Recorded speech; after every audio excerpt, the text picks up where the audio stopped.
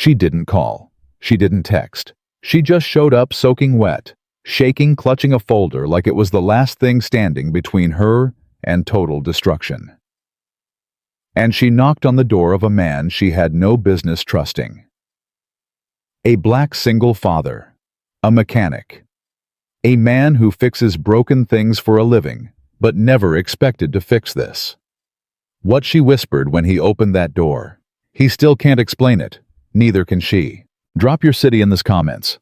Let me see how far this story is traveling. And if you're new here, hit subscribe. You don't want to miss where this goes. The rain didn't start gently that night. It came down all at once like something in the sky just gave up holding it back, and it hit the roof of Ethan Brooks's house on Caldwell Street the way it always did, loud, relentless, and completely indifferent to whether anyone inside was trying to sleep. Ethan wasn't sleeping. He was sitting at the kitchen table at 12:04 in the morning, still in his work clothes, a half-eaten bowl of reheated pasta pushed to the side, and a permission slip for Lily's school field trip spread out in front of him. He'd signed it 3 times. Each time he looked at the signature line, something in his brain just reset, like it couldn't hold the thought long enough to finish it. Yay. That happened sometimes, especially after long days, especially when the shop had been slammed and 2 customers argued about estimates and the used alternator he ordered for Mrs. Patterson's Buick came in the wrong fit again, and he'd had to eat lunch standing over the engine block because there was no other time. He picked up the pen, signed it a 4th time, set it down. Lily was asleep down the hall. He could hear the small white noise machine she kept by her bed, a little wave sound loop she'd picked out herself at age 6 and still used at age 9. She said it helped her dream better. He never questioned it. He stood up, carried his pasta bowl to the sink, and was about to turn off the kitchen light when he heard it. Knock, knock, knock, and not loud, not aggressive. More like someone who almost didn't knock, who raised their fist 3 times out of sheer desperation because every other option had already failed them. Ethan went still. It was 12:08 a.m. He knew the time because he looked at the microwave clock out of pure instinct. The same instinct that made his stomach drop about 2 inches in his chest. Nobody knocked on a door at midnight with good news. He had learned that the hard way. The night the hospital called about his wife Dana, it hadn't been a knock. It had been his phone, but the feeling was the same.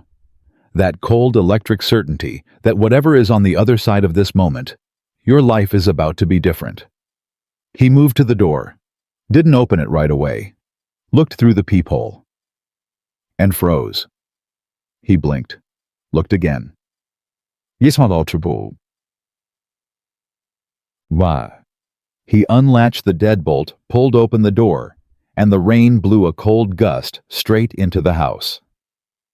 She was standing on his porch. Sophia Reynolds. Sophia. Soaking wet, hair plastered to her face. Her blazer, the kind of blazer that probably cost more than his rent, was completely soaked through, clinging to her like she'd walked through a car wash on foot. She was holding a large manila folder, pressed tight against her chest. Both arms wrapped around it, like she was protecting a child, her knuckles white. Her jaw set her eyes. Her eyes were the thing that got him. Because Sophia Reynolds didn't have uncertain eyes. That was the first thing he'd ever noticed about her back when she'd pulled her silver Mercedes into his garage 8 months ago, with a transmission that needed more work than she thought. She had the eyes of someone who had already made every decision in the room before anyone else even realized a decision needed to be made. But right now, standing on his porch in the rain at midnight, her eyes looked like someone who had run out of decisions entirely. "Ethan?" Her voice came out rough, stripped down. Nothing like the boardroom tone he'd heard her use on a phone call once while she waited for an oil change. "I know what time it is. I know how this looks.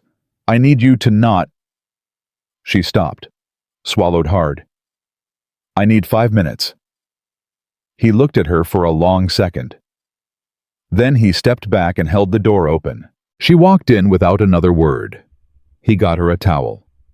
She didn't ask for one. He just went to the linen closet and brought it back and held it out without making a big deal of it, and she took it and pressed it against her face and stood there in his kitchen in a way that made her look completely out of place, and somehow not at all. He put the kettle on. "You don't have to," she started. "I know," he said. "I'm doing it anyway." She didn't argue. She sat down at the kitchen table, the same table where 5 minutes ago he'd been failing to sign a permission slip, and she set the folder down in front of her and just looked at it. Ethan leaned against the counter and watched her. He'd known Sophia for 8 months, not known. It wasn't like that. Not exactly, though. He'd be lying if he said he hadn't thought about what exactly meant in that context more than once. She'd started coming to Brooks Auto and Repair because her regular dealership service department had quoted her something outrageous for a simple fix, and a colleague had mentioned his shop was honest. That's how she'd explained it the first time. Anyway, someone said you were honest, like that was a rare enough quality to travel across town for. She'd come back 3 more times after that. Twice for actual car work. Once, and he still thought about this, just to drop off a cup of coffee and a slice of pie from the bakery down the street, because she'd been passing by, and as she put it, "I don't know, I just thought you might want pie." His apprentice Marcus had raised his eyebrows so hard they nearly left his forehead. Ethan had not encouraged anything. Hadn't discouraged it either. He'd just let it be what it was. A person who found something in his small, grease-smelling garage that she couldn't find in her glass tower. He understood that feeling without needing to name it. He'd found things in unexpected places too, after Dana died, a kind of stillness in the monotony of engine work, a kind of company in Lily's relentless, joyful chatter, a kind of peace in keeping his world small and manageable and his. But Sophia Reynolds, showing up at midnight soaking wet with a secret pressed against her chest, that was not small. That was not manageable. The kettle clicked. He made 2 cups of tea, set one in front of her, sat down across the table. "Talk," he said. She looked up at him. "If I tell you this, I can't untell you." "I understand that." "Ethan, I'm serious. This isn't—" She pressed her lips together. Her hands were wrapped around the mug, even though it had to be scalding. "There are people who would hurt someone for knowing what's in this folder." He looked at her steadily. "Then why'd you bring it here?"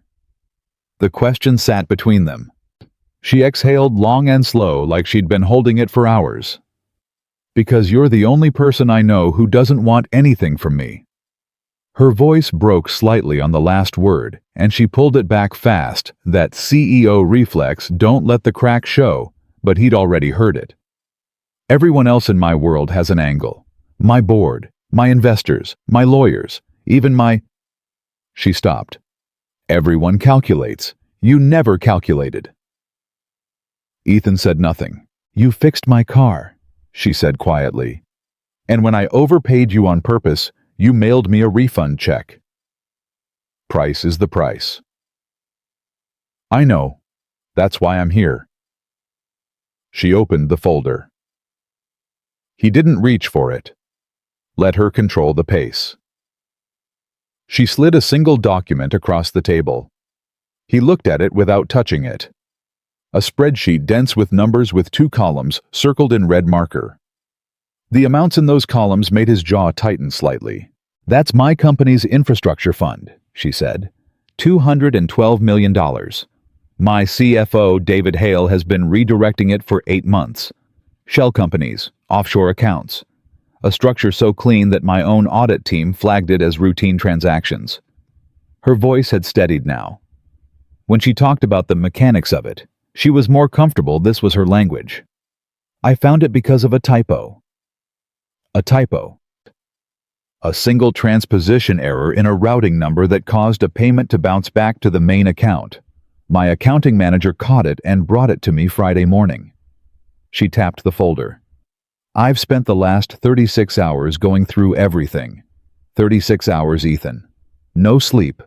No—" She stopped herself again. "David has been with me for 11 years. He was at my mother's funeral." The silence that followed was the kind that didn't need filling. Ethan picked up his tea, took a slow sip, set it down. "That's not all of it," he said, not a question. She looked at him. "No, it's not all of it." She reached into the folder again, pulled out a printed email chain, slid it across. "Two members of my board," she said. "Franklin Cross and Raymond Aldis. They've been communicating with David for 4 months. The emails are—" She pressed her fingers to her mouth for a moment. "They were setting me up for it. The fraud wasn't just theft. It was designed to look like my decision-making created the conditions for it. By the time a federal investigation launches, which is happening, I've already been contacted by a preliminary inquiry. The story won't be CFO steals from company." Her eyes met his. "The story will be Reynolds couldn't control her own house. CEO failure, incompetent leadership. And then the board moves to replace me, the company restructures under new management under them, and David, I assume, has an arrangement that keeps him comfortable and quiet." Ethan stared at the emails. He wasn't a lawyer. He wasn't a financial expert. But he'd spent enough years being the only black man in certain rooms to know exactly what a setup looked like. The architecture of it. The way they built it so slowly that by the time you saw the walls, the door was already locked. "How much time do you have?" he asked. "Before the story breaks, maybe 4 hours. My PR chief called me at 11. She's been getting calls from 3 different journalists asking for comment. By morning, it's everywhere." "And your lawyers?" "My lead attorney is Franklin Cross's college roommate." She said it flat. No emotion, just fact. Ethan absorbed that. "And you came here?" "I came here." And he leaned back in his chair, looked at the ceiling for a moment, a habit he had when he was thinking hard. Lily always teased him about it, said he looked like he was asking God for the answer, and then he looked back at her. "What are you asking me, Sophia?" And here's where something shifted in her face. All that CEO control, all that strategic composure, all the walls she'd stacked up even in her exhaustion, they cracked. Just slightly. Just enough. "I don't know," she said. Her voice had dropped to almost nothing. "I don't know what I'm asking you. I drove for 40 minutes in the rain and I didn't know where else to go and I just—" She stopped. Her eyes were bright now. Not crying, she was fighting that with everything she had, but bright. Raw. Real. "I just needed to be somewhere where someone wasn't going to calculate something." Ethan looked at her for a long time. Then he did something he hadn't planned to do. He reached across the table and placed his hand over hers just for a moment, just long enough to be steady, and said, "Okay, then let's think. Tell me about the whistleblower situation," he said. "You said the emails between Cross and Aldis. Who gave you those?" She pulled her hand back, sat up straighter. "My assistant, Priya. She's been suspicious of Cross for months, the way he runs certain executive sessions, requests for side conversations she wasn't supposed to hear. She started keeping records on her own. She didn't tell me until tonight." "Is Priya safe?" The question visibly caught Sophia off guard. Safe. If these people are willing to run a scheme this size against the head of the company, they won't hesitate to pressure someone they see as a loose end. He watched her process that. "Is she somewhere secure? Does she have copies of what she gave you?" "She?" Sophia reached for her phone. "I need to call her. Not from your regular phone." He stood up. Went to the junk drawer by the refrigerator, every house had one, and came back with an old prepaid phone he'd bought for emergencies after his regular phone got stolen 2 years ago, never fully activated, still had $20 of credit on it.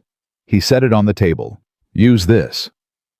She stared at it, then she stared at him. "You keep a burner phone," she said. "I keep an emergency phone," he said. "Single father, only parent. If something happens to my regular phone, I need a backup that works." Something moved across her face that he didn't try to name. She picked up the prepaid and dialed Priya's number from memory. He got up to give her space. Checked on Lily still asleep, wave machine humming, one arm hanging off the edge of the bed the way she always slept. He pulled her arm gently back onto the mattress. She stirred but didn't wake. He stood there in the doorway for a second.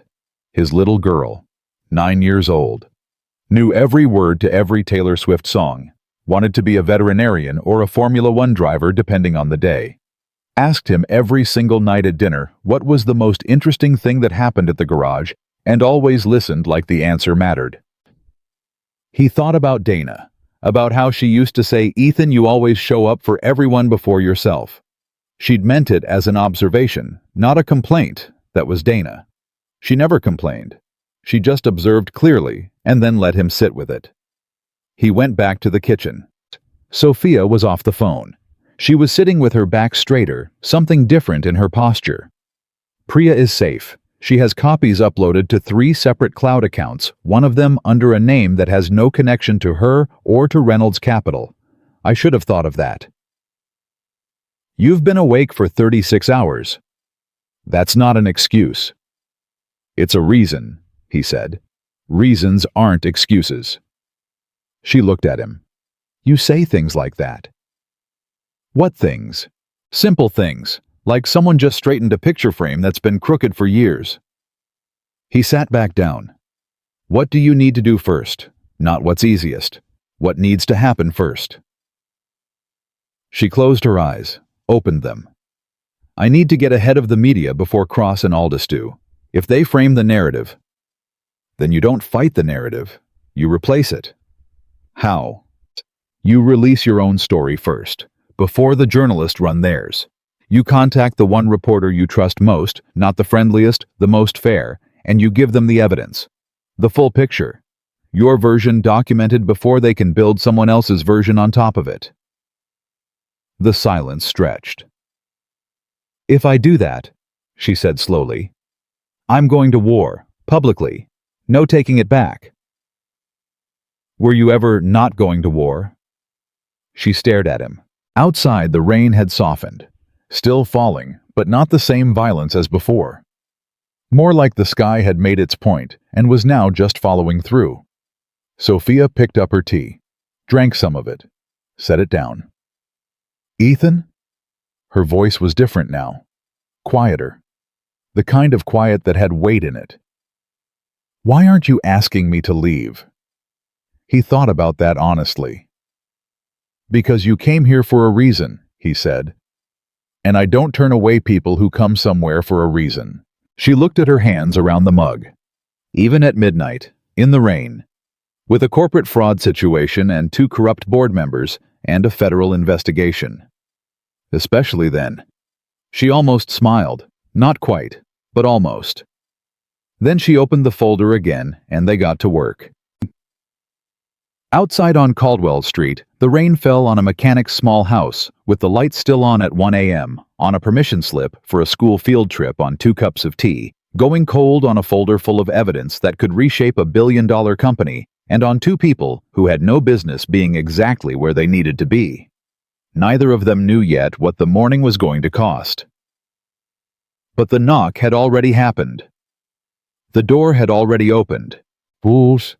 And there was no such thing as unknowing what you know. 1:23 a.m. The folder was spread across the kitchen table. Now documents, overlapping documents, printed email chains, laid out in sequence, spreadsheet pages with red circles bleeding through the margins where Sophia had marked them during those 36 sleepless hours. It looked like the inside of a mind that had been running too fast for too long. Ethan looked at all of it without touching anything. He had a system. He'd learned it not in a boardroom, but in a garage. You don't grab for the first thing that looks broken. You look at the whole machine first. You find the pattern before you find the problem. Walk me through it again, he said. From the beginning. Not the legal version, the human version. Sophia looked up from the document she'd been staring at. What do you mean? I mean, stop talking like you're preparing a deposition. Talk to me like I'm a person sitting across from you, which I am. He leaned forward. When did you first feel something was wrong? Not when the number bounced. Before that. She opened her mouth, closed it. Then she leaned back in her chair slightly and pressed her fingers against her eyes for a moment, the gesture of someone trying to remember instead of analyze. March, she said. A bored dinner. David sat next to Franklin Cross the entire evening. That's not unusual on its own. David networks constantly, that's part of why I hired him, but something about the way they talked. I was across the table. I couldn't hear the conversation, but at one point, Cross said something and David laughed and then immediately looked at me to check whether I was watching. She paused. He looked at me the way you look at someone when you don't want them to know what you're laughing about. And you filed that away. I filed it away and told myself I was being paranoid. Her voice tightened on the last word. 11 years, Ethan. David was in the room when I signed the papers to take the company public. He sat outside the ICU when my mother had her second stroke.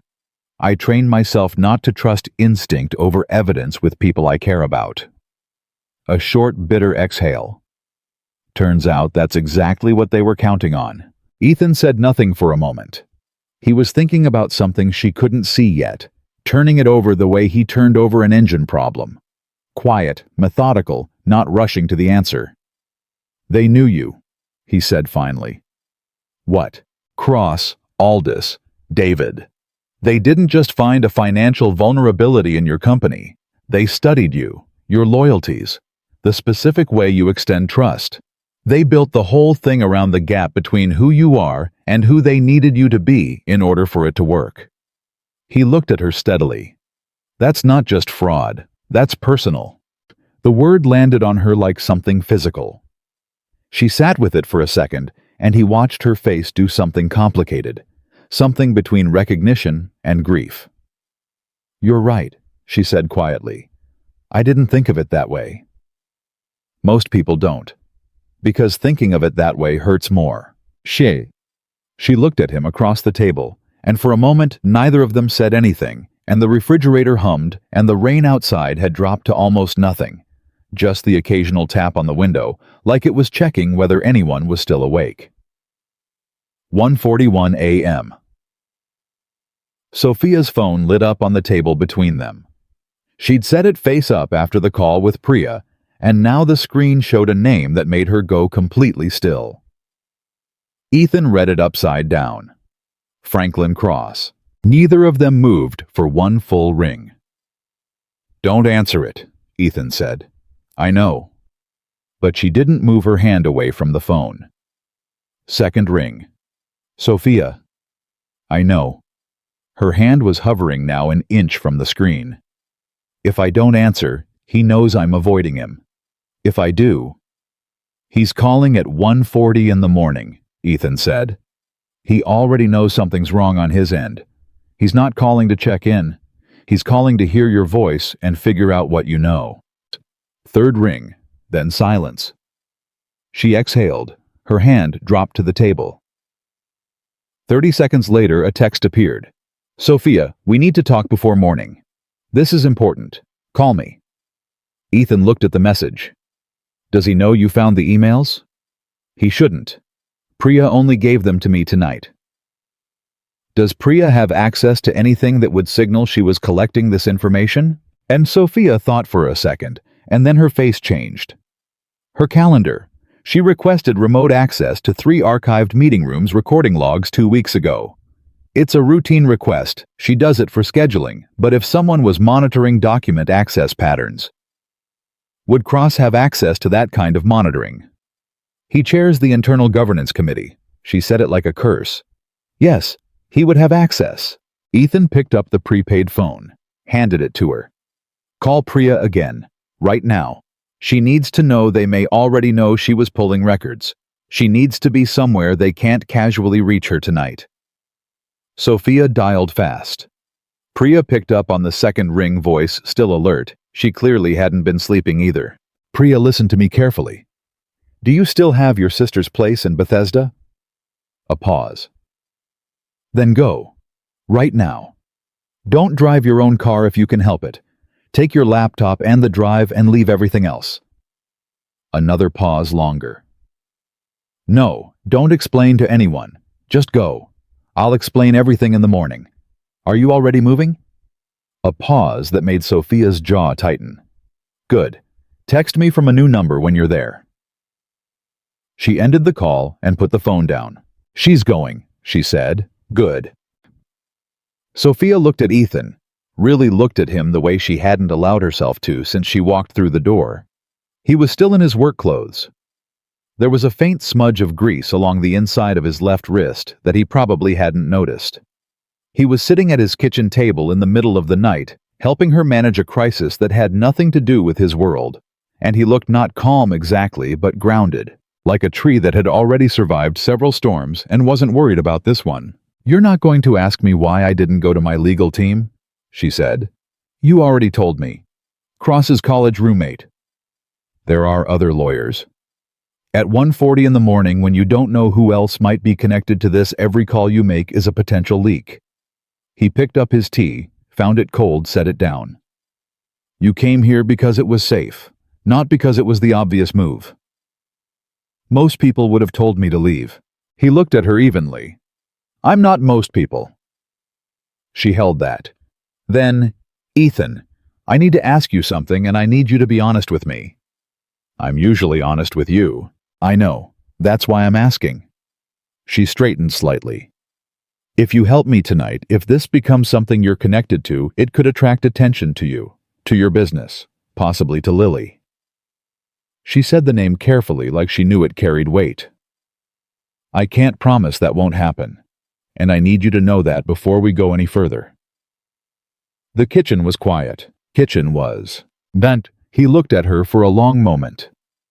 You drove 40 minutes in the rain to a house you'd only been to once to ask for help. You didn't know how to ask for from a person who had no obligation to give it. He paused. I'm already in it, Sophia. The only question is whether we're in it smart or in it scared. And I don't do scared. Something shifted in her posture. Not weakness. The opposite of weakness. The particular relief of a person who has been holding something alone for too long and has finally found somewhere real to set it down. 2:04 a.m. They worked. Ethan had a yellow legal pad. He kept them in the kitchen for grocery lists and Lily's homework help, and he started writing. Not notes exactly, more like a map. Names on one side, known connections on the other. The questions they didn't have answers to yet in the middle. Who else on your executive team might be involved? He asked. My COO Marcus Webb is clean. I'd stake everything on it. He's been pushing back on Cross in governance meetings for 2 years. Cross has been trying to limit his access to certain financial reports, and Marcus flagged it to me 3 months ago. At the time, I thought it was a territorial dispute. She pressed her lips together. It wasn't. Can you reach Marcus tonight? Yes, he'll answer. She hesitated. But if I call him, he's in it. Whatever comes next, the investigation, the exposure, the fallout. He's in it. He's already in it. He just doesn't know yet. Better he hears from you than reads it tomorrow morning. She stared at the legal pad for a second. Then she picked up the prepaid phone again. The call with Marcus Webb lasted 11 minutes. Ethan sat across the table and listened to half the conversation, Sophia's half. And what struck him was the way her voice transformed during it. Not softer, not harder, just more precise. Like talking to someone she genuinely trusted made her sharper. By the end, Marcus was already on his laptop pulling internal access logs from his personal device. He found something, Sophia said, setting the phone down. Her voice had an edge to it, not panic, something more focused than panic. The shell company accounts David used, 2 of them, are listed under a Delaware LLC that was registered 14 months ago. Marcus just pulled the registered agent. It's a name that doesn't appear anywhere in Reynolds' capital records. She paused. But it appears in Cross's personal foundation filings. Ethan looked up from the legal pad. He pre-built the exit, Ethan said. Yes. Her voice was clipped. 14 months ago. Before David ran a single dollar through those accounts. Cross was building the infrastructure for this almost a year before they started moving money. Ethan set down his pen. So this was never about getting money out of your company. That was just the mechanism. The goal was always the company itself. And you. She went still.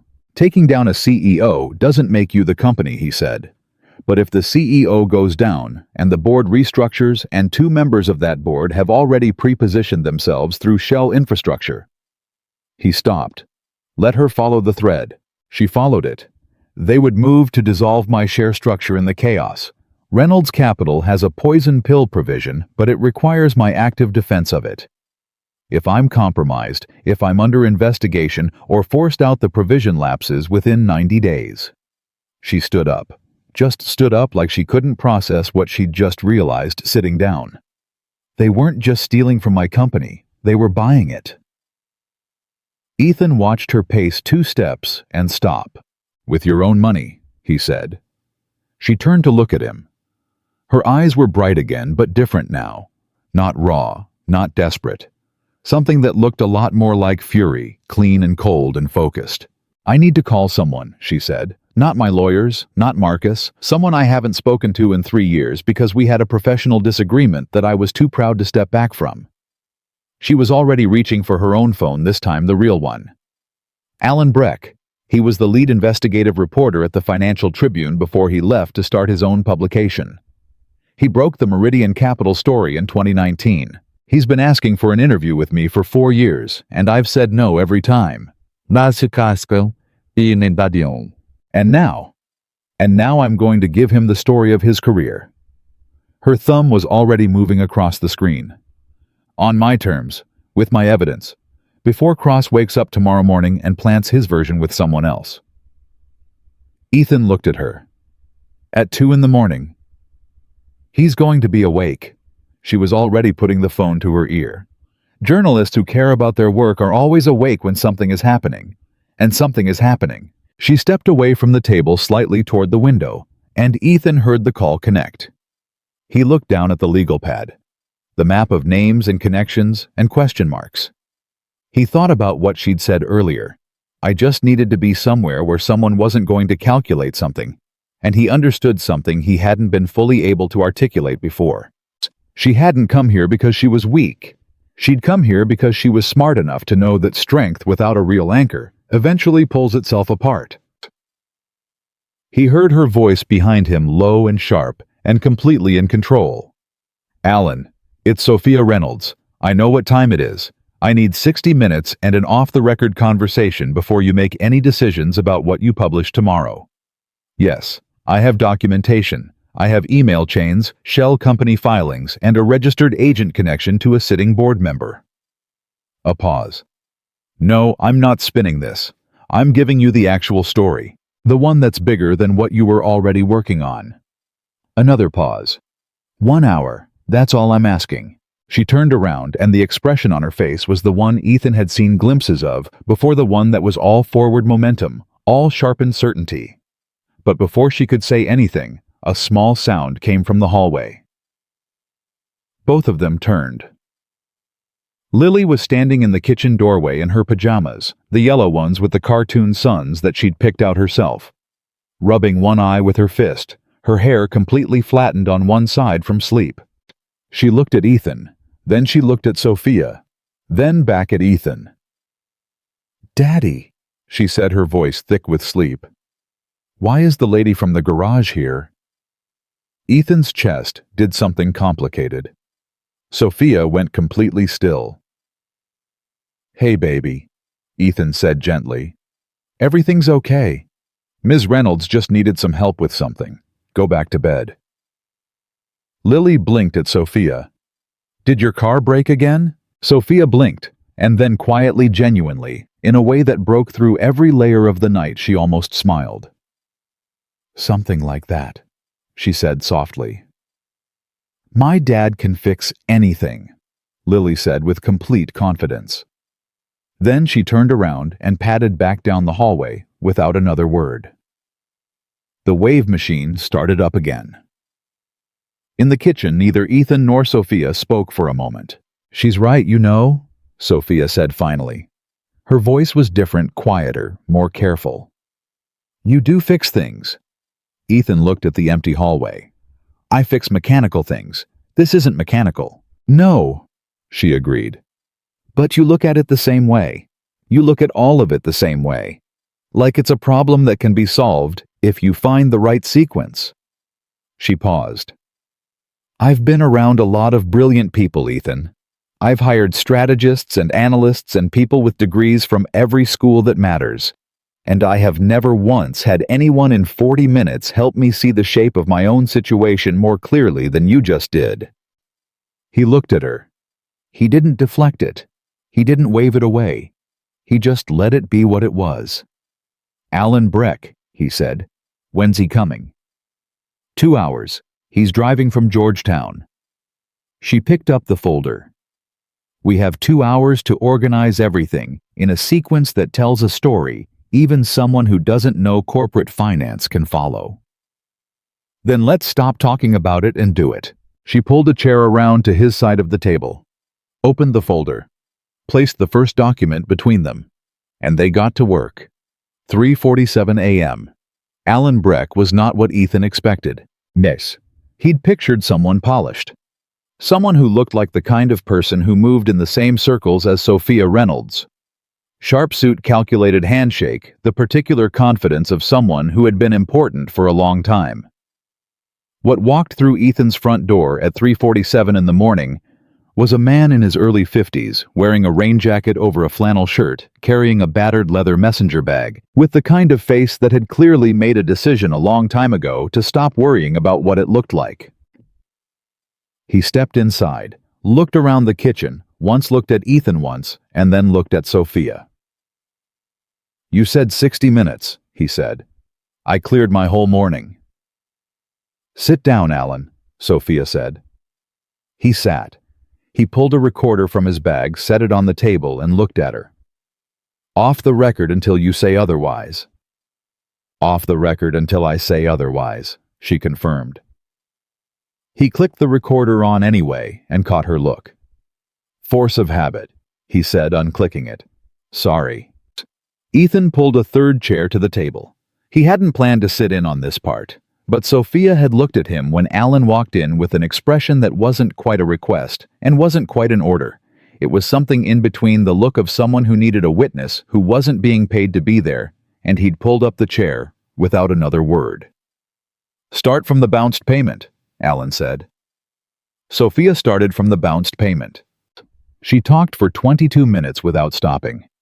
Not the fractured, exhausted version she'd given Ethan when she first arrived. This was organized sequential, the documentation in her hands, moving from one piece to the next with the precision of someone who had spent 2 hours structuring a story that needed to be understood on first contact. Ethan watched Alan Breck's face as she talked. The journalist had the particular stillness of someone who was very good at not reacting, but twice. His eyes moved to Ethan with a look that asked a question he was too professional to ask out loud, which was, who is this man, and why is he here? Ethan didn't answer the look. He just stayed still. When Sophia finished, Alan reached for his recorder. Stopped himself. The registered agent connection to cross. You have the filing. I have it. She slid it across the table. He looked at it without touching it.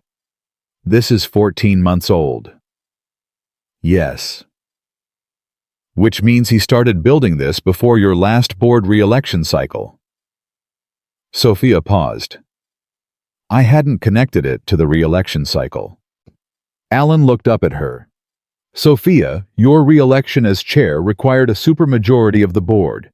If Cross and Aldous had flipped 2 more votes, you would have lost the chair position 14 months ago, and the restructuring would have started without a fraud narrative being necessary.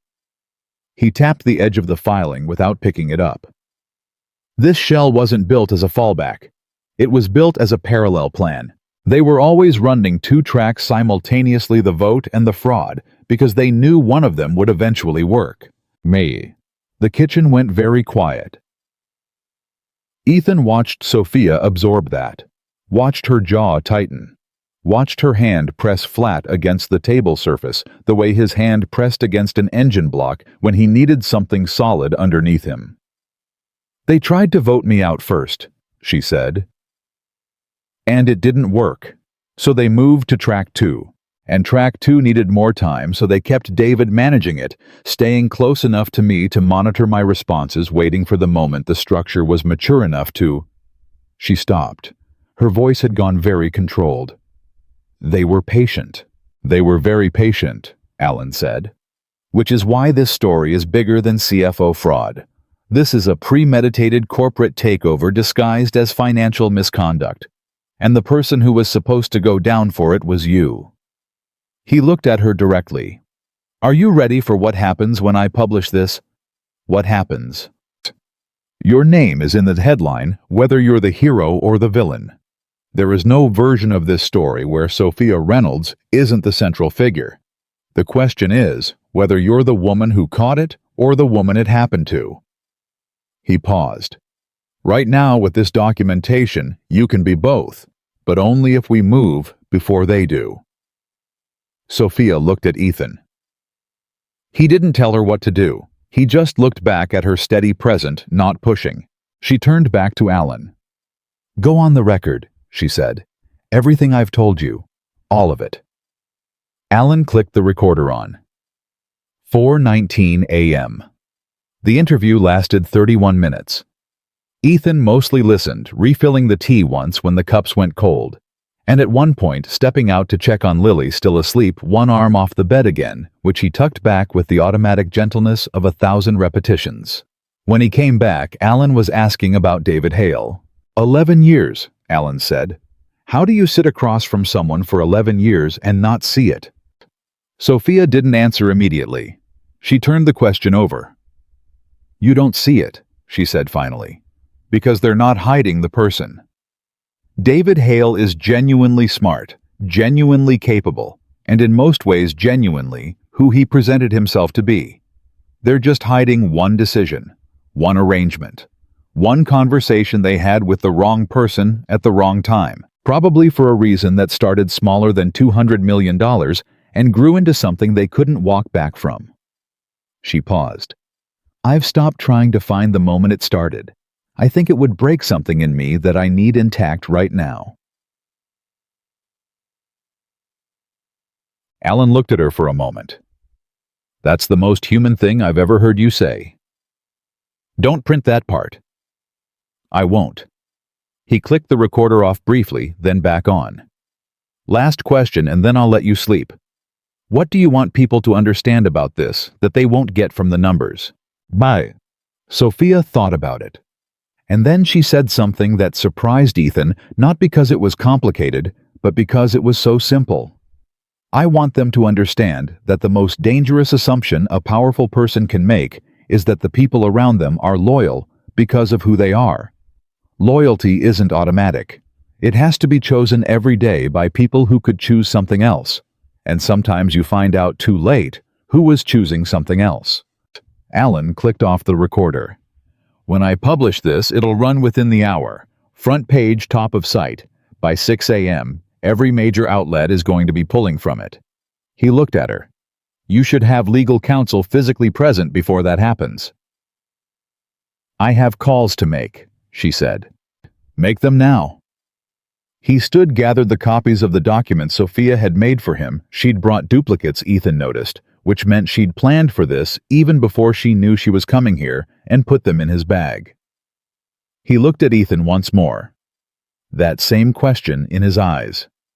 This time, he asked it out loud. You her attorney? I'm her mechanic, Ethan said.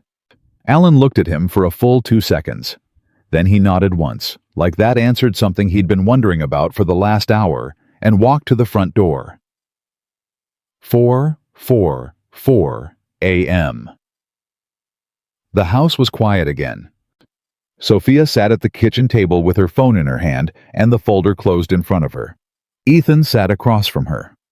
Neither of them said anything for a moment, and it was the kind of silence that had texture, not empty, not uncomfortable, just real.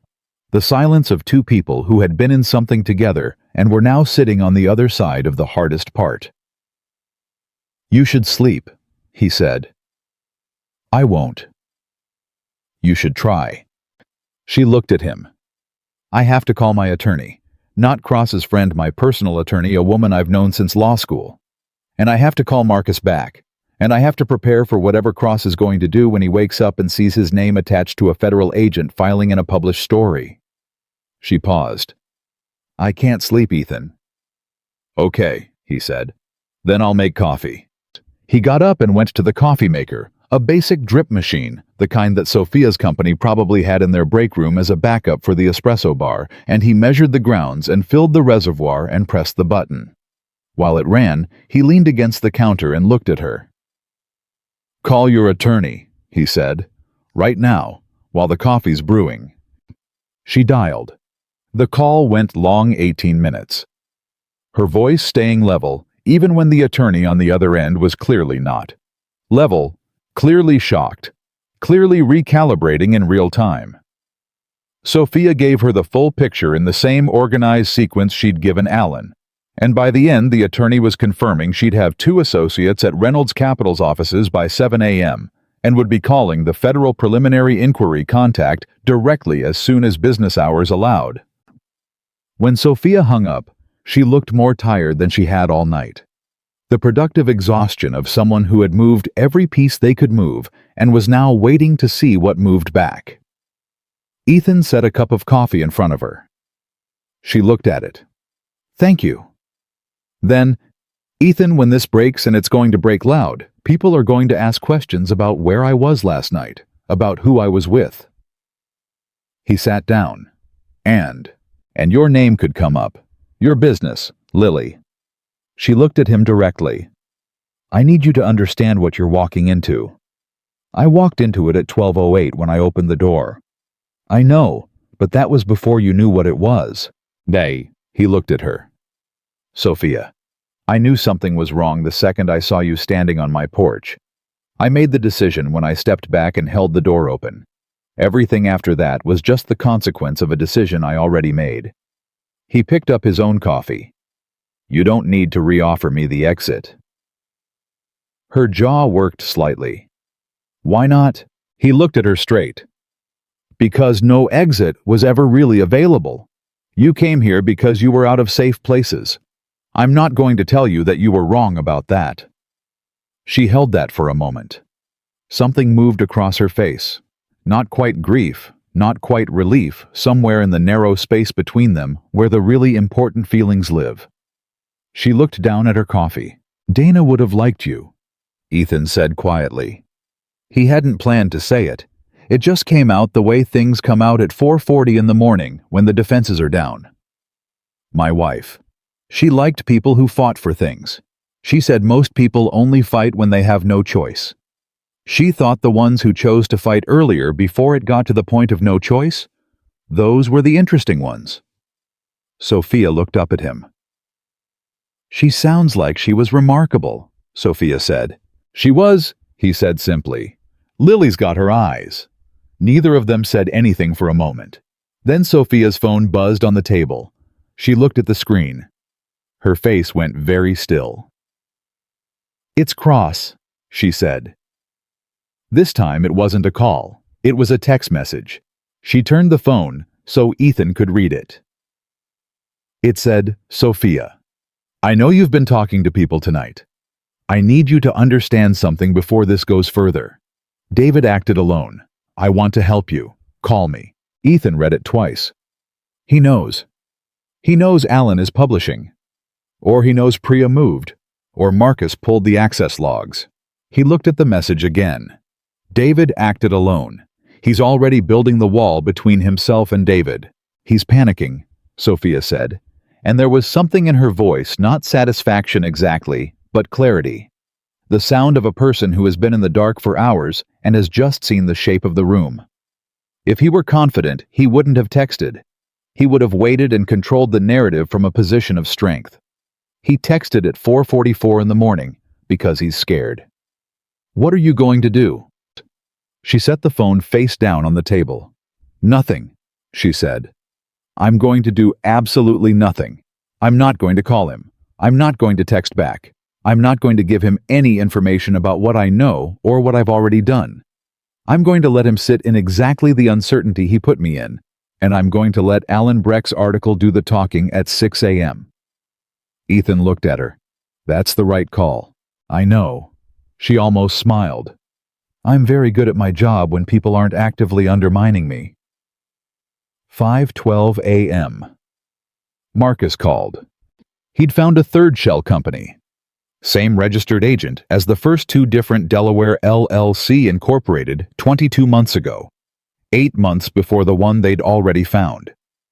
He'd also found something else, a series of internal communications routed through a private server that David had apparently set up within the company's infrastructure and disguised as a routine IT vendor access point. The communications were encrypted, but the metadata timestamps, access patterns, IP addresses told a story clear enough even without reading the content. He's sending all of it to my attorney right now, Sophia said, setting the phone down. Her voice had a different quality, harder, faster, like an engine that had found its proper gear after running rough all night. The federal inquiry team is going to have more than they know what to do with. Is that good or bad? Ethan asked. It's good for truth. It's complicated for timing. She tapped her fingers against the table once. If the inquiry has too much material, they move slowly. If they move slowly, Cross and Aldous have time to lawyer up, restructure their exposure, and potentially negotiate something that keeps them out of the worst of it. So you need the public story to move faster than their lawyers. Alan's article launches in 48 minutes. She checked the time. By 6, every business journalist in the country is reading it. By 7, the board members who are not Cross or Aldous are going to be calling me. By 8, Cross and Aldous are going to be in damage control mode so deep they won't have bandwidth for anything else. She looked at him. The sequence matters. The order of events in the next 3 hours determines everything. Ethan had been quiet for a moment. Now he said, You said the board can force a restructuring if you're compromised and the poison pill lapses. In 90 days, yes. So the play is to make sure you are definitively not the compromised party before the board convenes for an emergency session. You're not responding to the story, you're the person who brought the story to light. Exactly. And Alan's article does that. Alan's article does that. She paused. Assuming Cross doesn't get ahead of it somehow in the next 48 minutes. And then, Sophia's phone buzzed again. She looked at it. Her expression changed completely. She turned it slowly so Ethan could see the screen. It wasn't a text. It was a news alert. Not from Alan Breck's publication. From a different outlet entirely. The headline read, Exclusive Reynolds Capital CEO under federal investigation for $200 million internal fraud. Ethan read it again. That's not Alan's story, he said. No, Sophia said. Her voice was absolutely flat. That's Cross's story. The story had her name as the subject, not David Hale's name, not Cross or Aldous. Sophia Reynolds, CEO, under investigation. The language was careful, not accusatory enough to be legally actionable, just pointed enough to do damage, just credible enough sitting next to real facts about the fraud to make a reader assume she was connected to it rather than the victim of it. Sophia stared at her phone screen for a long moment. Then she put it face down on the table. He moved faster than I thought, she said. Ethan looked at her. How far ahead is he? 20 minutes, maybe 25.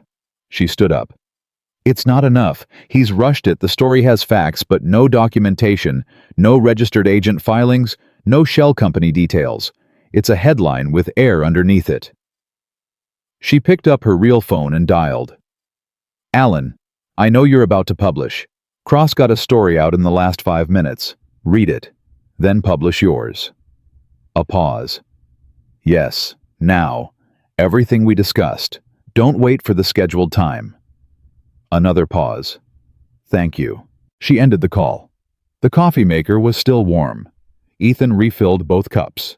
He set hers in front of her, and she picked it up without looking, and drank from it automatically, her eyes on her phone watching the screen waiting. At 5:19 a.m., Alan Breck's article went live. Sophia's phone immediately began to vibrate with incoming alerts, then calls, then more alerts. Ethan watched the notifications cascade across her screen, a wave that started small and within 90 seconds was continuous, unbroken loud. She didn't answer any of them. She set the phone down and looked at Ethan across the kitchen table in the early gray light that was just beginning to come through the window. Not sunrise yet, but the thing that comes before it. The quiet announcement that the dark had done all it could. "It's out," she said. "Yeah," he said. "Whatever happens now." She stopped, started again. "Whatever happens now, it happens in daylight."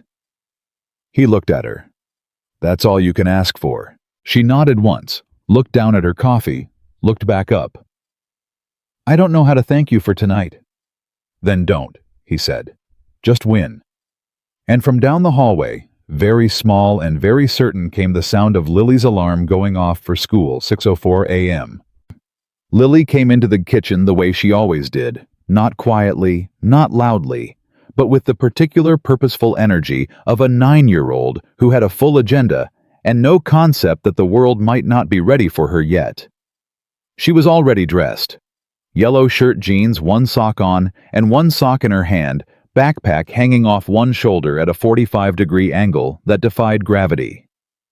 She stopped when she saw Sophia still at the table. "You're still here," Lily said, not suspicious, just noting a fact.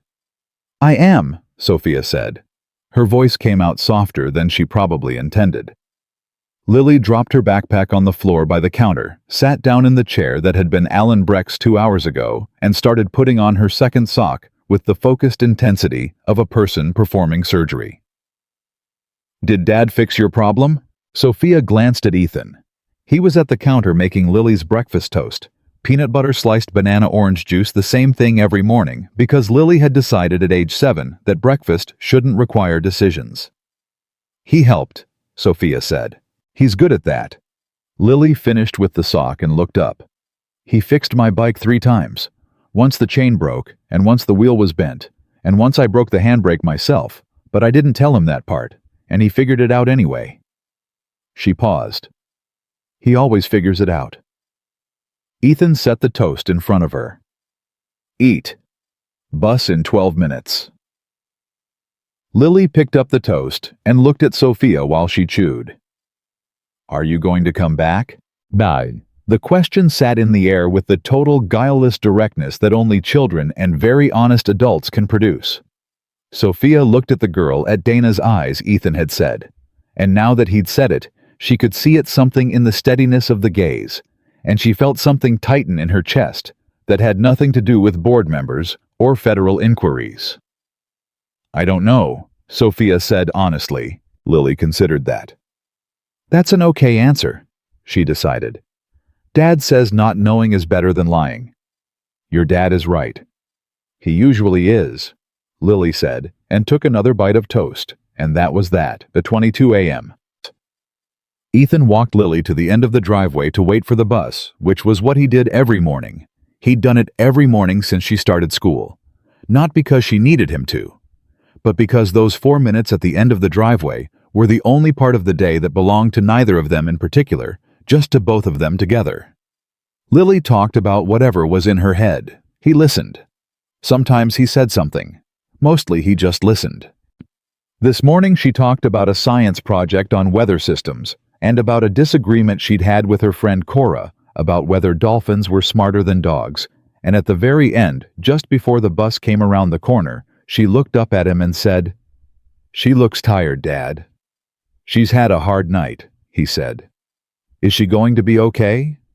He looked at his daughter, at her direct, serious 9-year-old face that was always asking the real question underneath the question. "Yeah," he said. "I think she's going to be okay." Lily nodded, satisfied with that, and got on the bus, and he stood at the end of the driveway and watched it pull away. When he walked back into the house, Sophia was on her phone. Her posture had changed again, fully, upright, fully in command, the exhaustion still there, but pushed back behind the part of her that knew how to function under pressure. He'd watched that transition happen across the last several hours. Not a performance, not a mask, just the real capacity of a person who had built something genuinely significant and knew how to fight for it. She ended the call when he came in. "My attorney is at the offices. Marcus is already there. 3 board members who are not Cross or Aldous have called me in the last 20 minutes.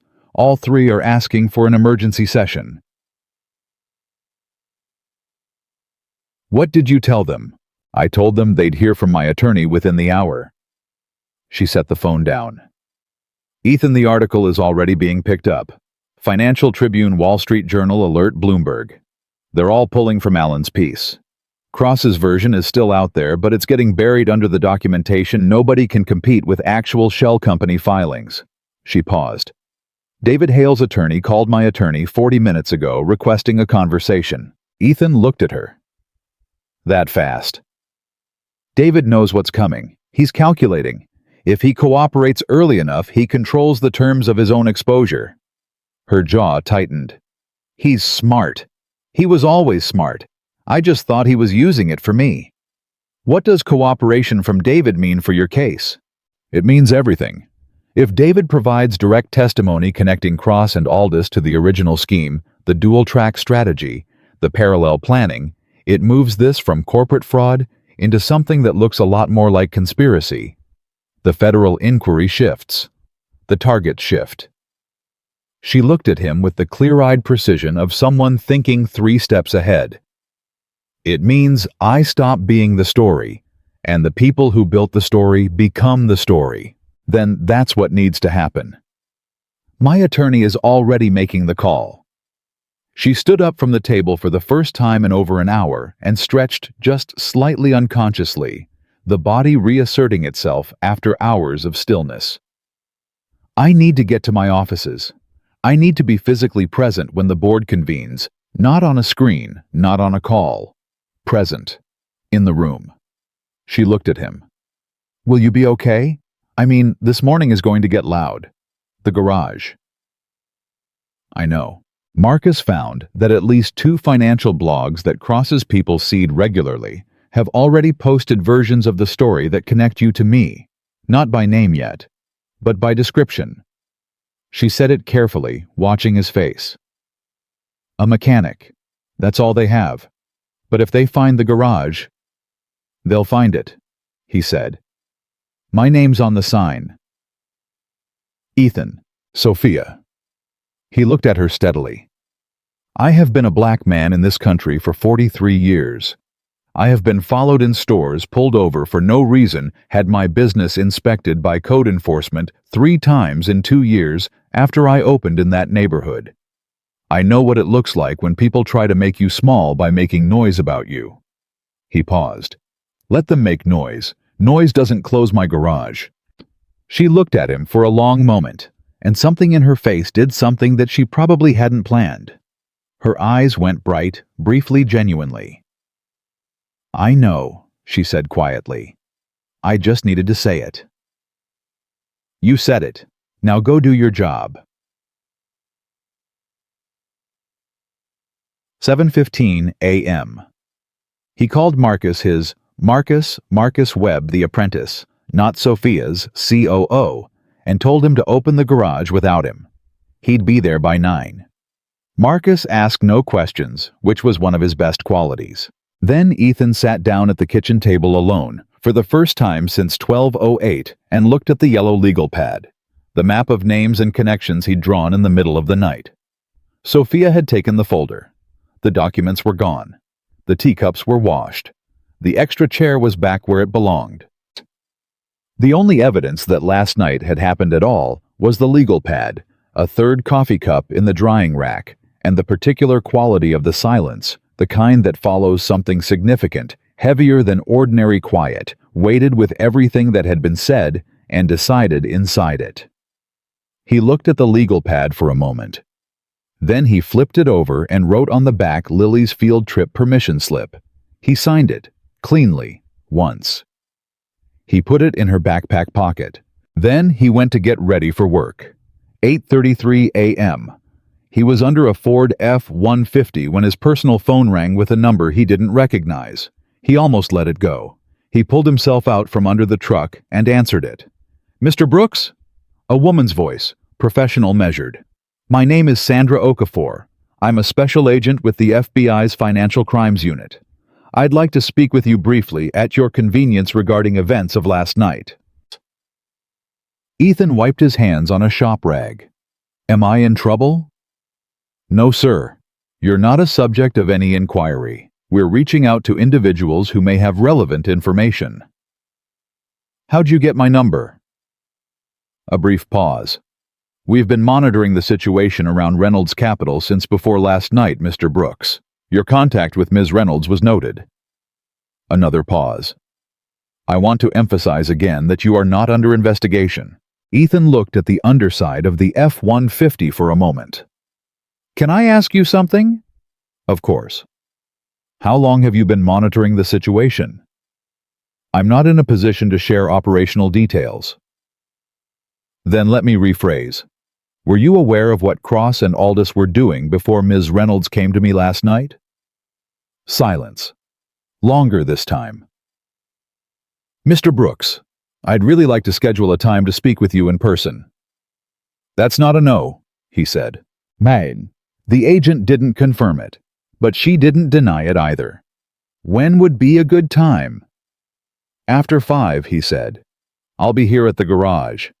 9:47 a.m. The first car pulled up outside Brooks' auto with a camera on it at 9:47. Not a news van, a freelancer. One person, a camera on a shoulder, and no microphone, just getting footage of the building, the sign, the front lot. Marcus watched from the window and told Ethan. Ethan didn't go to the window. He kept working on the F-150.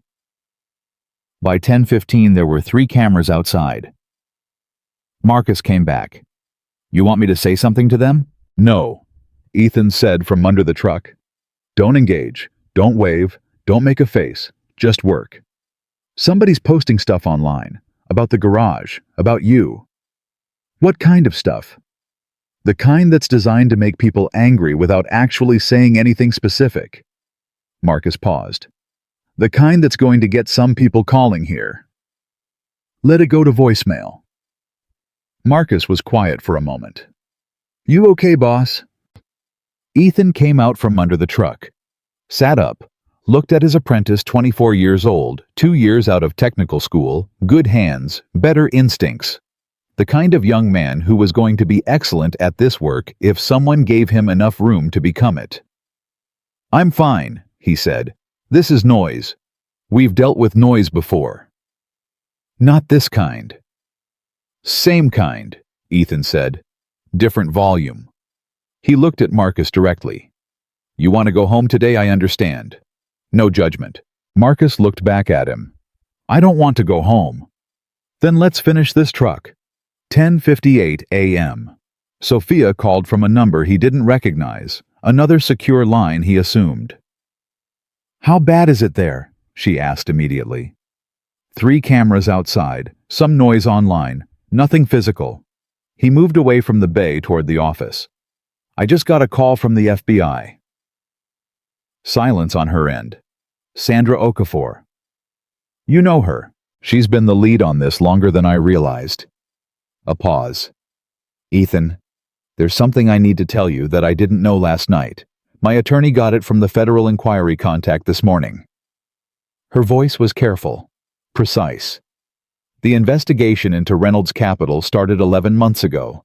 Not because of the fraud, because of Cross. Ethan went very still. They were already watching him. They had a tip from inside the company. Someone who noticed the shell company structure being built and reported it through an anonymous channel 11 months ago. She paused. "They don't know who the tipster is. The channel is clean. But the inquiry has been building a case this entire time, waiting for the financial structure to become evidentially complete enough to act on. So last night I handed them everything they needed to close it." Her voice had a complicated quality to it, relief and something more unsettled underneath. They were 48 hours away from a formal action regardless. My call with Alan just moved it into daylight first. Ethan processed that. Cross didn't know they were watching him. No. His people planted the story about me this morning thinking they were being proactive. They were actually running straight into a federal case they didn't know existed. She paused. David's attorney called back. David is cooperating. Full cooperation. He's providing everything. Ethan leaned against the office door frame. That's it then. That's most of it. A beat. The board convenes at 2 this afternoon. Emergency session. I'll be in the room. Cross and Aldous have both sent requests to attend remotely, citing schedule conflicts. Her voice went flat and dry. I've been informed that their attorneys have strongly advised against their physical presence. Because showing up means they have to answer questions in real time. Exactly. She paused. My attorney says the session should result in a formal governance review and an interim suspension of Cross and Aldous's board authority pending the federal inquiry's progress. Another pause, smaller. Which means I keep the chair. Ethan was quiet for a moment. How are you doing? He asked. Not about the board. Not about the case. He meant it the other way. She was quiet for a moment, too. I'm operating, she said. I'm doing what needs to be done. I'll know how I actually am after it's over. A pause. Is Lily okay? The question surprised him. She's at school. She's fine. Good. Something in her voice settled slightly. Good. 12:31 p.m. Ciao. The cameras outside were gone by noon, not because the story had cooled, but because it had moved. The story was at Reynolds Capital's offices now, at the federal building downtown at the courthouse, where David Hale's attorney had filed the first cooperation documents. The garage on Caldwell Street had served its purpose as a location detail and been left behind by the news cycle. The way news cycles always worked, burning bright on one thing until something brighter pulled them elsewhere. Marcus brought lunch, sandwiches from the place 2 blocks over that made the turkey club the way Ethan liked it, with extra mustard and no tomato. They ate in the office. The afternoon appointments started coming in at 1: a Jeep with a coolant leak, a Honda that needed new brake pads, a Subaru with an exhaust rattle that the owner had been ignoring for 6 months. Regular work, ordinary work, the work that had been there before last night and would be there after it. At 1:47 p.m., Sophia texted from her own phone for the first time since the night before. Just 3 words. Walking in now. Ethan read it, set the phone down, went back to the Jeep. 2 p.m. The emergency board session of Reynolds Capital opened exactly on schedule, which Ethan would only know about later. What he knew at the time was that his phone stayed silent for the next 90 minutes, which told him either everything was under control or everything had collapsed. And since Sophia had walked in ready and he had watched her get ready, he chose to believe the first. At 3:34 p.m., she called. He picked up on the first ring. It's done, she said. Her voice was flat, not defeated, emptied. The particular flatness of a person who has spent every available unit of energy and is now sitting in the quiet on the other side. Cross and Aldous. Suspended from board authority pending federal inquiry. Unanimous vote from the remaining members, even the 2 who were politically closest to Cross. A pause. When the documentation is this complete and the federal case is this public, even political loyalty has a ceiling. David. Cooperation agreement signed. He'll face consequences. Significant ones. She stopped for a moment. I don't have the energy to feel things about David right now. I'll feel things about David later. That's fair, he said. The federal oversight team is coming in tomorrow to begin a formal audit. I'll be working with them, not against them. My attorney has already framed it that way. A longer pause. Ethan? It held. Everything held. He heard something in her voice that she was working hard not to let become anything larger. I know, he said. I'm sitting in my car in the parking structure right now, she said. I couldn't go back into the building. I just needed... She stopped. I don't know what I needed. I just needed to call someone. He understood that. He'd made that kind of call himself before, after the hospital, after the lawyer, after the funeral home, after all the terrible appointments that follow the worst thing. You call someone, not because they can change what just happened, but because the sound of a voice you trust is the thing that reminds you the ground is still solid. You did it, he said, quiet, certain. She breathed. We did it. A pause. I know that sounds. It doesn't sound like anything, he said. It sounds right. Another pause, longer. Then, I'm going to go home, sleep, for the first time in 2 days. She almost laughed, not quite but close.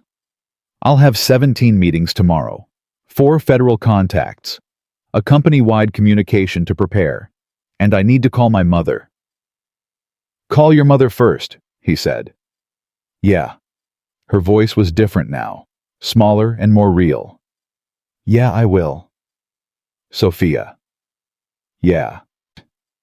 He looked at the Jeep in front of him, at the ordinary afternoon light coming through the garage door, at Marcus across the bay doing ordinary work on an ordinary Tuesday afternoon, the world continuing exactly as it should. Go home, he said. You won today. Let yourself know that. She was quiet for a moment. Thank you, Ethan.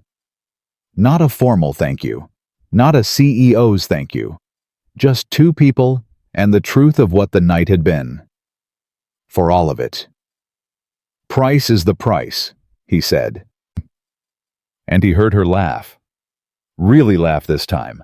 Short and surprised and completely genuine, the kind that comes out when you weren't expecting to laugh and it arrives anyway. Good night, she said, even though it was 3:30 in the afternoon. Good night, he said back. He put the phone in his pocket and went back to work on the Jeep. The coolant leak was exactly where he'd expected it to be. He had the part. It wouldn't take long. Outside through the open garage door, the afternoon was just an afternoon. Nobody with cameras. Nobody with angles. Just Caldwell Street and the particular ordinary beauty of a day that had decided to be unremarkable, which after the night that preceded it was the closest thing to a miracle Ethan Brooks could imagine. 4:51 p.m. That's Agent Sandra Okafor arrived at the garage exactly when she said she would, which told Ethan something about her before she even opened her mouth. She was in her early 40s, wore a gray blazer over a dark shirt, and carried a slim notebook rather than a tablet. Another thing he noticed. She looked like someone who had learned to trust her own handwriting over any device. Marcus let her in and then found a reason to be very busy on the opposite side of the garage, which was the right instinct. She sat across from Ethan in the small office, declined coffee, and opened her notebook to a clean page. I'll be direct, she said. We've been building a case against Franklin Cross for 11 months. Last night accelerated our timeline significantly. Ms. Reynolds' cooperation and the documentation she provided gave us what we needed to move from inquiry to formal action. She told me, Ethan said. I know she did. Okafor looked at him evenly. Mr. Brooks, I want to be transparent with you about something. When Ms. Reynolds arrived at your home last night, we were aware of her movements. We had a loose surveillance posture on 3 individuals connected to this case, and she was adjacent to one of them. Ethan looked at her. You were watching her. We were watching the people around her. There's a difference, and it matters legally. She paused. We were not watching you. You came into our awareness only when she came here. And you didn't intervene. We assessed the situation. Ms. Reynolds was not in physical danger. She was making decisions in real time that were consistent with her legal right to seek counsel and assistance. Okafor held his gaze. And frankly, the decisions she made last night were better than anything we could have directed her to do. The article, the document sequencing the call with her COO, it all moved faster and cleaner than a federal guided process would have. Ethan was quiet for a moment. "You're telling me this because you want something." Okafor almost smiled. "I'm telling you this because you deserve to know the full picture of the night you were part of." She closed her notebook slightly. "I'm also telling you because Cross's legal team is going to subpoena records of Ms. Reynolds' movements and communications last night as part of their defense strategy. Your name will appear. This conversation is on record, which means you have documented transparency on your side before they try to make your involvement look like something it wasn't." He looked at her. "You're protecting me." "I'm being thorough," she said. "There's a difference." She paused. "But yes." He leaned back in his chair. Outside, he could hear Marcus running an impact driver on something the ordinary percussion of afternoon work. "What do you need from me?" he asked. "A formal statement. What time she arrived. What she shared with you. What decisions were made. Nothing you haven't already lived through, just documented, signed on record." She opened the notebook fully again. "It'll take about 30 minutes. "Then let's do it," he said. They finished at 5:44 p.m. Okafor shook his hand at the door, held it a moment longer than a routine handshake, and said, "For what it's worth, Mr. Brooks, what you did last night wasn't nothing. I made tea and asked questions," he said. "Sometimes that's everything," she said. 6:17 p.m. Damn. Ethan picked up Lily from after-school care. She was waiting outside with her backpack on both shoulders for once, which meant she'd had a good day when the day was rough. The backpack went on one shoulder as a kind of physical editorial. She climbed into the truck and immediately started telling him about the dolphin versus dog debate, which had apparently escalated to a classroom-wide discussion that the teacher had to mediate, and which Lily considered a personal victory because the teacher had looked it up, and dolphins did in fact score higher on certain cognitive tests. "I told Cora," Lily said with the complete calm of someone who has been right and knows it. "What did Cora say?" "She said dogs are still better because they love you more." Lily considered this, which I think is a different argument than the one we were having. "It is a different argument," he agreed. "Can both things be true? Like dolphins are smarter but dogs love you more?" He glanced at her. "Yeah, both things can be true." She nodded satisfied, filed it away. Then, "Is the lady okay?" He didn't ask which lady. "Yeah, she's okay." "Did you fix it?"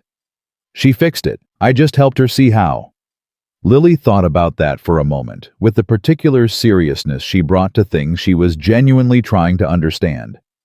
"That's still fixing it," she said finally. "That's just a different kind." He looked at the road ahead. "Yeah," he said quietly. "I think you're right."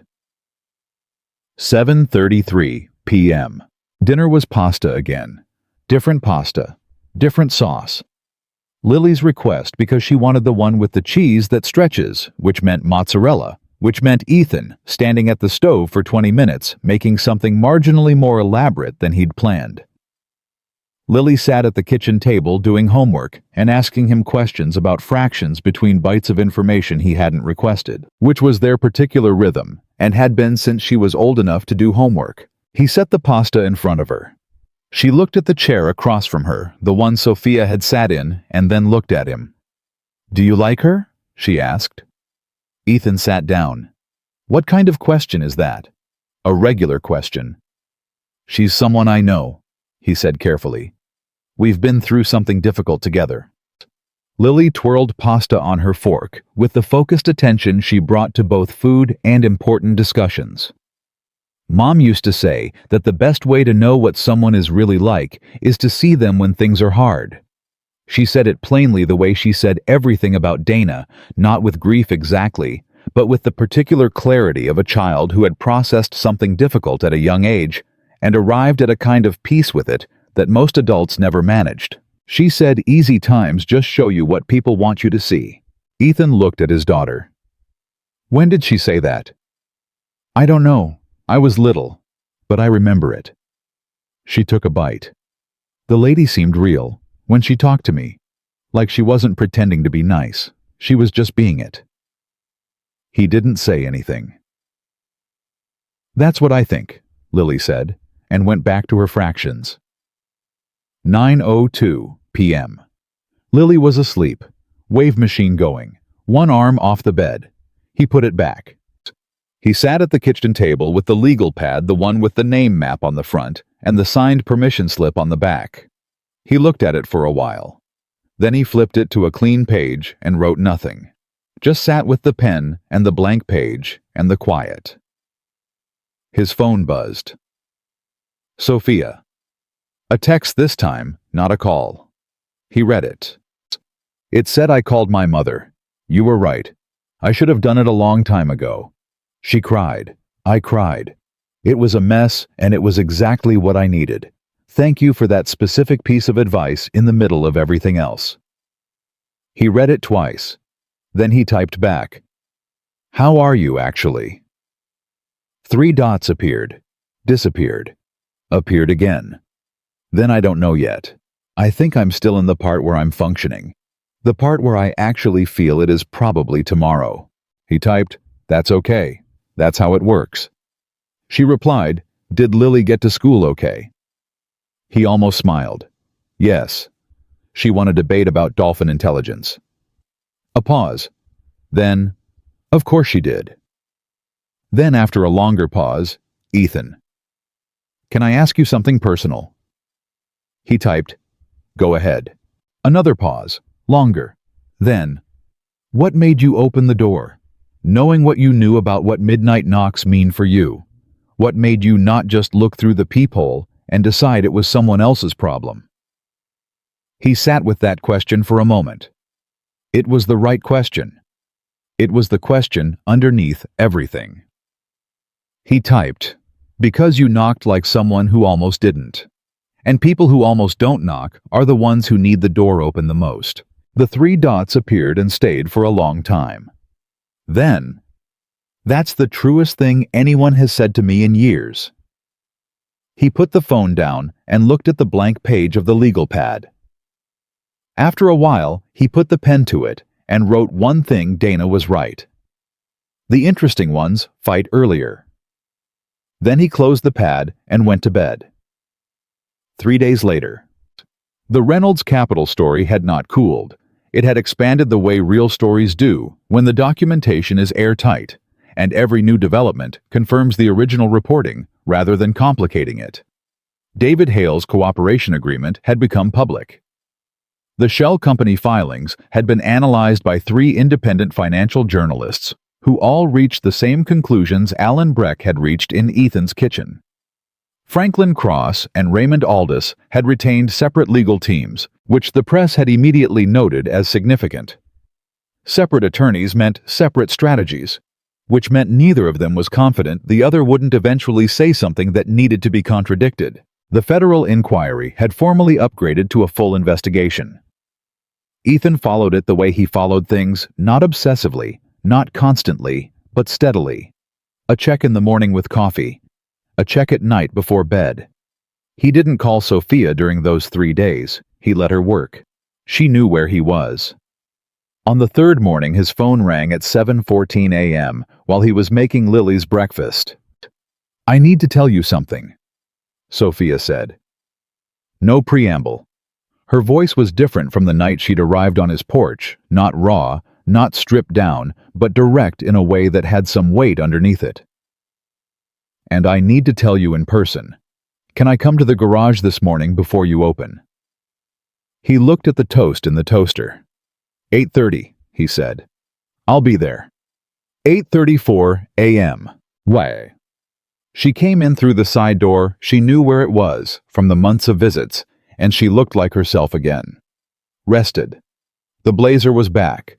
The posture was back. The particular certainty in how she moved through a room was back. But something else was back too. Something that hadn't been there in the early months when she used to come in sharp and untouchable, the quality he'd first seen in his kitchen at midnight, the quality that was simply real. It hadn't left. It had just found a way to coexist with everything else she was. She sat on the stool by the workbench where she always sat. He leaned against the bay wall the way he always did. Same as before. Different everything. The federal team found something in the last 48 hours, she said. He looked at her. Something worse, something older. She folded her hands in her lap. The infrastructure cross built the dual-track strategy the shell companies. It wasn't the first time. He ran a version of the same scheme at a previous company 7 years ago. Smaller scale. It was settled quietly, privately sealed records. The company paid, nobody talked. Cross walked away clean. She paused. The federal team found the sealed settlement through the registered agent connection. Same agent, different entity, 7 years back. Ethan was quiet. He's done this before, she said, which means he knew exactly how to do it to you. Which means everything he did was deliberate and practiced and refined. Her voice stayed even. He chose Reynolds Capital specifically. He chose me specifically. Because I had the right combination of success and the right kind of loyalty patterns and the right corporate structure for the scheme to work. She looked at Ethan directly. I wasn't a victim of an opportunist. I was selected by a professional. The weight of that settled in the space between them. How does that feel? He asked. She thought about it honestly. Worse and better at the same time. Worse because it's more calculated than I let myself believe. Better because it means there was nothing I could have done differently that would have made me the wrong target. I didn't miss something. He was just that good at hiding it. She paused. My therapist would call that reframing. I call it the only version of this I can live with while I still have a company to run. You're seeing a therapist. I called her the day after, first time in 3 years. Something in her voice shifted, not embarrassed, just honest. You said the part where I actually feel it was probably tomorrow. You were right. Tomorrow was bad. The day after was worse. The therapy was necessary. He nodded. Good. She's very good. She said something that made me angry and then made me think, which I'm told is the sign of effective therapy. She almost smiled.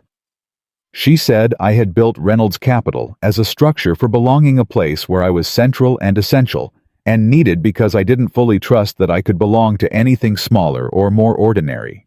And that cross understood that intuitively and used it against me. She paused. I'm still deciding how I feel about that. Ethan looked at her. Do you think she's right? Probably. Most things that make me angry on contact turn out to be right. She looked at her hands for a moment. She also said I needed to figure out what belonging looks like when it's not contingent on being the most important person in the room. A long pause. I think that's going to take a while. Most true things do, he said. She looked up at him. Ethan, that's what I needed to tell you in person. Her voice took on the particular steadiness of someone who has rehearsed something and then decided to say it unrehearsed. Not the federal update. I could have texted that. She held his gaze. What I needed to tell you in person is that the night I knocked on your door, what you did, how you were, it changed something in me. Not the crisis management, not the strategy, just... She stopped, started again. You treated me like a person when I had forgotten what it felt like to be treated like one. And I don't know what to do with that exactly, but I know I didn't want to let it go unnamed. The garage was quiet around them. The morning light was coming through the open bay doors. Somewhere outside, a car passed on Caldwell Street. Ethan looked at her for a long moment. I know, he said. I know what you're saying. I'm not asking for anything, she said quickly. I'm not... I know, he said again. I'm not answering with a condition. I'm just saying I know. I hear you. She looked at him. Something in her face released slightly the particular relief of having said a true thing and had it received as true rather than redirected or dismissed. Thank you, she said. You keep thanking me, he said. You keep being worth thanking. He looked at the workbench, picked up a wrench, set it back down, not nervous, just the habit of hands that were used to holding things. Lily asked me if I like you, he said. 3 nights ago over dinner. Sophia went very still. What did you say? I said you were someone I'd been through something difficult with. That's diplomatic. I know. He looked at her. She told me you seemed real, that you weren't pretending to be nice, you were just being it. He paused. For the record, I think that's right. And I think real is the thing I have the least patience for pretending I don't notice. Sophia held that, didn't deflect it, didn't manage it, just held it the way he'd taught her across a kitchen table at midnight to hold the things that didn't need to be immediately solved. I don't know what I'm doing, she said quietly. With this. With any of this. I am very good at knowing what I'm doing, and I genuinely don't know. That's okay, he said. Not knowing is better than lying. Lily taught you that. She laughed, short and real, and surprised the same laugh he'd heard on the phone 3 days ago. Your 9-year-old is the wisest person I've met this year. She gets it from her mother, he said. Then, and she's got good instincts about people, always has. She reads them the way I read engines, not by what they look like, but by how they run. Sophia looked at him. And how do I run? He thought about the night she'd shown up on his porch, the way she'd held the folder like it was the last solid thing. The way she'd sat at his kitchen table and talked about David Hale with grief instead of only anger. The way she'd asked if Lily got to school okay in the middle of a corporate collapse. The way she'd called her mother. You run honest, he said. Under pressure you run honest. That's not common. The space between them had a particular quality. Now, not tension, not distance. Something closer to the moment before a decision when the decision has already been made, but hasn't been said out loud yet. I'd like to come back, she said. Not for a crisis.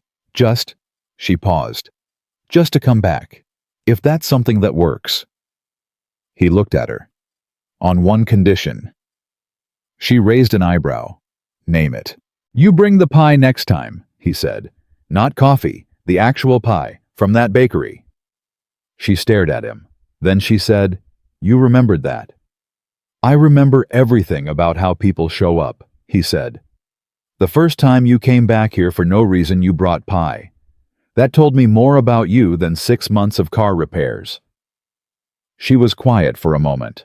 Then, what did it tell you? That you knew how to be a person when you let yourself. He looked at her evenly. You just didn't let yourself very often. She held that. Let it be what it was. And then she said, Okay. Simply, without managing it. Okay. He pushed off the wall and picked up his work gloves from the bench. The morning was starting. A Jeep Wrangler was coming in at 9 with an electrical issue. Marcus would be here in 20 minutes. The ordinary machinery of the day was assembling itself around them with the quiet indifference of days that don't know they're significant. Sophia, he said. She stood up from the stool. Yeah, you did win, he said. Just so you know, whatever comes next with the federal case, whatever the board does, whatever Cross's lawyers try, you walked into that room and you didn't let them take what was yours. That counts. He looked at her. Dana used to say the interesting ones fight earlier. You fought early, at midnight, in the rain. Before you knew if it would work. She looked at him for a long moment. Her eyes were bright again. Not the desperate brightness of the night she'd arrived, but something steadier. Something that had been through something and come out knowing more.